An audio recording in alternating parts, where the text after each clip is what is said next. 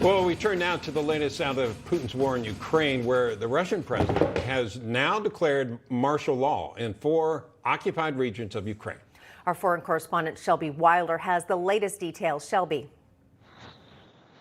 Hi, it's great to be with you. I apologize for our connection. It's been going in and out, so we're doing the best we can here. But as you mentioned, the breaking news from Ukraine today is that Russian President Vladimir Putin announced he was going to be introducing martial law in eastern Ukraine. This is in Luhansk, Donetsk, Zaporizhia, and Kherson. These are the 4 territories that he illegally annexed and now claims as a part of the Russian Federation, a move that we saw receive global condemnation by world leaders, especially by Western allies. And we should note that Putin doesn't actually have full control of these 4 territories in eastern Ukraine. And that's really because Ukraine's military continues to press into these occupied regions, applying pressure on Russian forces and on Moscow. And this news today made by Putin really comes amidst increasing concern in these 4 regions, specifically in Kherson, which is in the southeast of the country.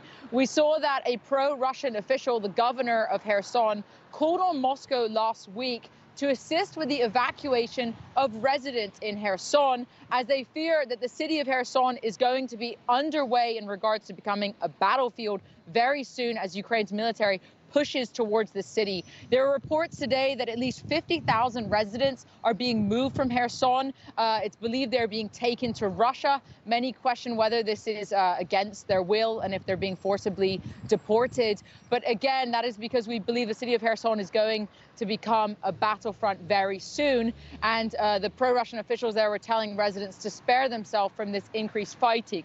Now, we should just note that if Putin is to lose control of this city, Kherson, it's not only going to deal a strategic blow to his military, but also to the Kremlin, and it could really challenge his rule, which is why people here are increasingly concerned over the potential use of chemical weapons or nuclear weapons, specifically something like a tactical nuke being used on the battlefield, as Putin is becoming increasingly desperate and losing ground as Ukraine's armed forces continue to press on with their offensive. We should note that in the northeast of the country, Ukraine's offensive has slowed somewhat, but in the southeast, again, by Kherson, they're still pressing forward. But cutting over to the other news here in Ukraine that we're following, again, the country is under continued attack by Russian forces. This really began last Monday. We saw strikes happen across the country, in Kyiv, for example, the capital, in Lviv, where I am now.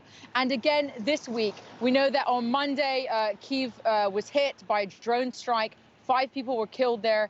3 people were killed yesterday. Today, residents were again in shelters. They were under air raid sirens. We were under air raid sirens here. And we know that just really from this afternoon, that Ukraine's air defenses have shot down 8 drones and 4 cruise missiles that were launched again at Ukraine. And this is really just following Putin's increase of attacks, not only on Ukrainian infrastructure, which has affected critical power across the country.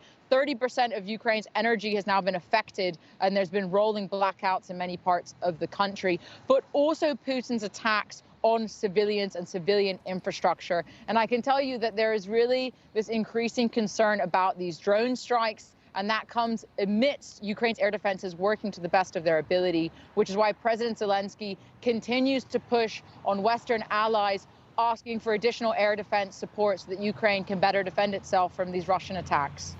All right, Shelby, thank you. Stay safe. Thank you so much for the report. Joining us now to discuss senior